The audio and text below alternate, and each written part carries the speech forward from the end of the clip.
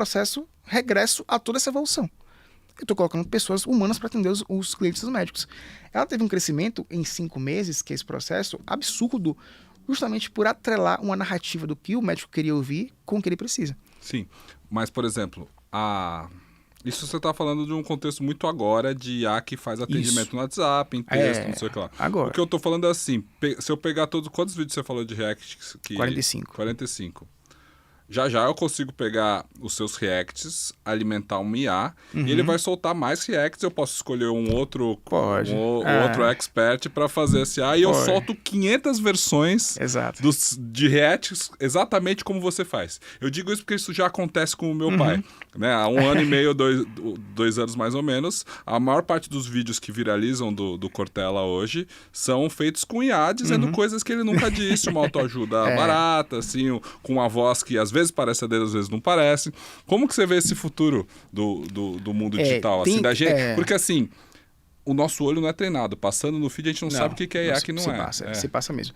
Tem esse ponto. Bom ponto que você trouxe. Existem 2 óticas, né? Existe a ótica da prestação de serviço e a ótica da criação de conteúdo. Eu trouxe muito mais para a parte da prestação de serviço. Foi bom você trazer essa... porque a gente tava foi bom você trazer essa lucidez. Cara, eu me assusto muito com alguns vídeos feitos com IA, no sentido de que na eleição do ano que vem, para mim é o principal fator de medo, né? Assim, a gente passou pela época da fake news em 2018, né? Que foi todo aquele processo. No ano que vem, a gente já consegue escutar de bastidores que algumas estratégias de políticos estão sendo criadas utilizando o IA para disseminação, então de clonagem de voz nesse processo, e é uma coisa que já aconteceu com seu pai diversas vezes, e isso vai acontecer na política. A gente vê muitos golpes também, hoje com IA nesse processo. Eu acredito que nessa parte de enganação, do ser humano sempre achar algo para enganar e querer ser mais perto que o outro, vai piorar. Mas eu creio também que existe do futuro repetindo o passado, que o ser humano vai preferir se conectar muito mais com o humano. Aí eu vou entrar na parte de conexão, não na parte de geração de conteúdo de demanda. Mas o que é que a gente já está vendo nesse processo? O grande boom de comunidades, que é aquela questão de todas as mulheres se vestindo iguais, parecendo iguais, para seguir uma pessoa que é igual. A IA não vai conseguir fazer isso. Eventos presenciais. Ela não vai conseguir fazer isso. Então existe um teto hoje. Hoje existe um teto dessa construção que, por exemplo, a gente escuta muitas pessoas falando assim... Você veio para São Paulo, né? Você exatamente. Exato. Essas coisas. Então, assim... Você tem que ser visto aqui de carne e osso, né? Exato. Então, por exemplo, a gente tem alguns clientes empresários que falam assim, cara, eu compro a G4 não é pelo que eles estão ensinando lá, mas é porque eu quero estar perto de pessoas que eu não tenho no meu ciclo. Porque eu não consigo conversar de negócio com minha esposa, com meu funcionário, com meu pai. Mas esse é o grande valor de grupos como o G4, né? Exato. É de oferecer... E eles sabem vender muito em cima da polarização, né? Eles falam, assim... eles conseguem falar no ouvido do público deles o que o público deles gostaria de ouvir. Exatamente. E você entende que esse é um caminho também? Pelo menos, assim, independente da questão de faturar muito, como que você enxerga a ética nesse lugar? Assim, as questões que você acredita ou que você não acredita? Assim, porque eu sempre, como empresário, que eu empreendo há, sei lá, 8 anos, eu duelo muito com essa questão de faturar a qualquer custo, assim, de faturar, de fazer qualquer negócio, assim, cara, existe aquela máxima do marketing digital que é assim, cara, você vende o que eles querem e entrega o que eles precisam. Você fala o que eles querem ouvir e dá o que eles precisam. Isso, fala o que eles querem ouvir e dá o que eles precisam. Eu tenho muitas questões em falar o que as pessoas querem ouvir, assim, sabe? Pra mim, eu tenho muita dificuldade de lidar com isso. Como que você enxerga? Cara, essa parte ética que você tocou é bem interessante. Eu acredito que não existe meia-verdade em todo esse processo, né? Então, cada ser humano ele tem a sua verdade, eu creio em uma verdade, você cria em outra verdade. Na ótica da construção de negócios, sempre foi assim. Isso quer dizer que é certo ou errado? Não é, mas é uma estratégia, desde guerras, né? Então, se a gente lê o livro Arte da Guerra, a gente entende que muitas estratégias de manipulações foram utilizadas para poder vencer uma guerra. Dividir para conquistar. Dividir para conquistar, todo esse processo. O limite ético desse processo, eu não consigo ter uma opinião formada sobre isso. se é certo ou errado. Eu entendo que é estratégia. E aí a gente vai entender na quinta e na sexta fase qual é o impacto disso nesse processo, né?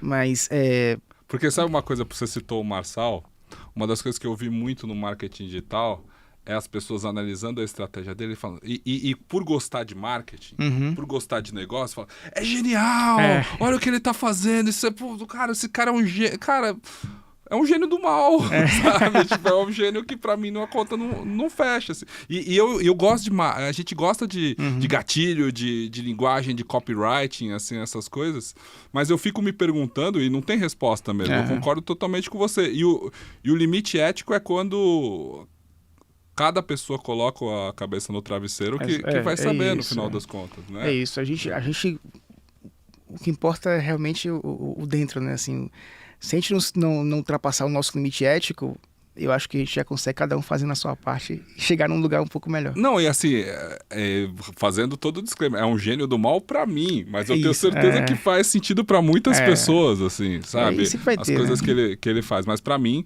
nunca não pega esse tipo. Ainda mais, existe na sua análise aí do expert, principalmente, quando ele se apropria de outros elementos que não tem a ver com o produto ou com a transformação dele, tipo religião, tipo política, tipo partidária, essas coisas? Sim. Em qual escopo que ele se enquadra aí? Né? Boa. E aí dentro da estratégia de construção de marca existem alguns pilares, né? Tem um pilar do Primal Branding, que era para foco em construção de comunidade. O Primal Branding foi uma disciplina criada por Patrick Hellon, onde ele analisou o branding primitivo. Então, o que é que as marcas faziam para construir grandes comunidades? Nike, Harley Davidson, Apple, enfim.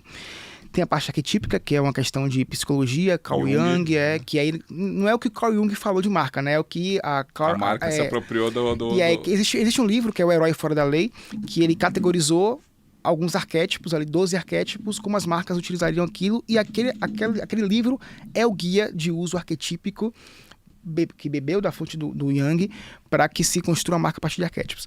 E aí existe a energia de ruptura, que é o que você falou sobre se apropriar de temas que estão fora do que ele está vendendo. A gente enxerga isso e a gente categorizou com o nome de energia de ruptura, que é quando você fala para uma bolha sobre algo que ela está querendo ouvir, mas no meio do caminho você reverte aquela ótica da bolha para o que você quer falar. Nossa. Por exemplo... Cara, isso é muito bom. Por exemplo, se... É muito bom no sentido de ter mapeado isso. Assim, a gente está aqui e tá todo mundo falando de picanha. Pô, picanha é bom, picanha é bom, picanha é bom, picanha é bom. Eu falo assim, não, cara, eu gosto de cuscuz. Eu sou diferentão do processo, né? Como é que eu posso falar que cuscuz é bom? Cara, picanha é realmente maravilhoso. Picanha na manteiga, picanha com aquela gordurinha é muito bom, cara. Mas você já provou cuscuz? Você pegou minha atenção. Eu falei o que você quer ouvir e eu consegui transformar a sua ótica para o que eu quero falar. Dentro da nossa estratégia que a gente mapeou, tem a energia de ruptura, que é o que eu utilizo hoje. Se eu falasse tudo que eu estou falando sem estar endossando em influenciadores, em experts, ninguém ia ouvir o que eu estou falando. Ninguém ouve. Porque eu falei durante muito tempo. Então, eu precisava utilizar algo que as pessoas queriam ouvir e trazer para a minha ótica e colocar no DNA. Existem algumas macrobolhas, que são relacionamento, política, religião... futebol, talvez. Esporte. Influenciador, esporte... O sexo mesmo, né? Sexualidade, talvez. Também é. Tudo que você tem uma grande comunidade, a gente chama de bolhas. Como é que a gente transforma a ótica... Música também. Transforma a ótica daquela bolha para o que a gente quer falar. Então, por isso que a gente vê a apropriação da religião, ela não é simplesmente para se conectar com um público que está um pouco, talvez, mais sensível. Mas é para poder falar e ser visto sem estar falando algo que ele queria falar. Então eu vou falar que a pessoa quer ouvir para dar o que eu acho que ela precisa. E aí é isso que acontece hoje com os juízes de valor. Então quando eu vejo a pessoa, eu fico puto, mas entendendo todo o processo, quando eu vejo um cara de investimentos fazendo conteúdo sobre a chacina que teve no Complexo do Alemão, narrando se a polícia estava certa ou errada. O que é que aquilo tem a ver com o cara vende? Só que na estratégia de negócios, o que acontece? Talvez o cara ali tenha um produto low ticket, que ele entende que é baratinho, e quando ele fala de coisas de, vamos dizer assim, mais desqualificadas, Claro. ele atrai um público desqualificado. Quando ele atrai aquele público desqualificado, a pessoa assistiu um vídeo, ela vai cair no remarketing. Vai cair no remarketing. E aí vai ver aquele produto daquele influenciador que falou algo que ela quis ouvir e vai poder comprar. Se conecta pelo alinhamento de valores, ou você que acredita na mesma coisa. Exatamente. E aí, no meio disso, ele cai num conteúdo que vai levar ao produto. Sabe uma coisa que sempre me deixou pé da vida na rede social? O eu-bituário. Eu nunca ouvi. Eu-bituário, não sabe o que é? Não. Toda estratégia de marketing fala para você aproveitar os temas quentes, né? Sim, pauta lá quente, atrás, no começo das redes sociais, era assim, dia do bombeiro. Meio ambiente, meio ambiente. Do meio ambiente. Daí todo mundo fala do dia do meio ambiente. Eu obituário é o seguinte, sei lá quem morre, o cara vai lá e bota uma foto da pessoa que morreu e dizendo, eu gosto tanto desse, eu aproveito.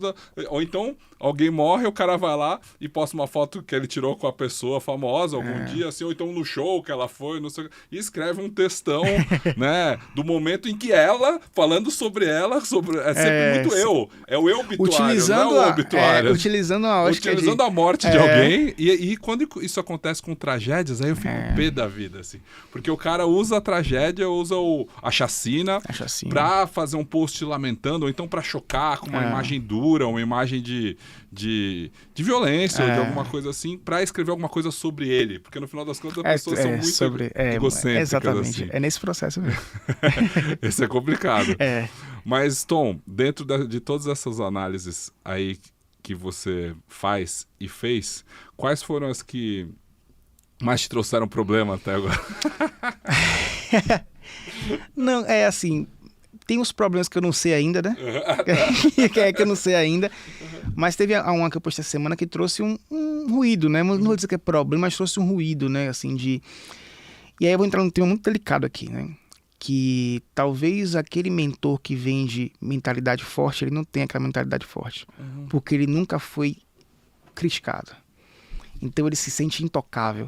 E quando alguém fala algo que ele não queria ouvir, aquela casca de mentor de alta performance, de mentor de mentalidade forte, de mente inabalável, ela cai por terra a partir de xingamentos.